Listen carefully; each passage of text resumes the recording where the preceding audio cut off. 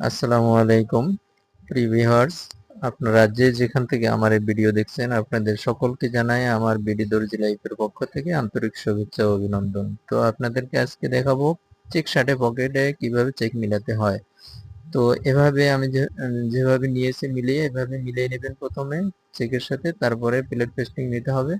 ওখানে যে আয়রনে ভেঙে নিয়েছি ওইখানে প্লেট পেস্টিং প্লেট পেস্টিংটা নিতে হবে 5 ইঞ্চি। তো আমি 5 ইঞ্চি নিয়ে আয়রনে বসিয়ে দিলাম হিট দিয়ে। আয়রনে বসানোর পরে বাড়তি যে কাপড়টুকু থাকবে সেই কাপড়টুকু কেটে নিতে হবে। আমি কাপড়টুকু কেটে নিচ্ছি আয়রনে ভাঁজ দিয়ে।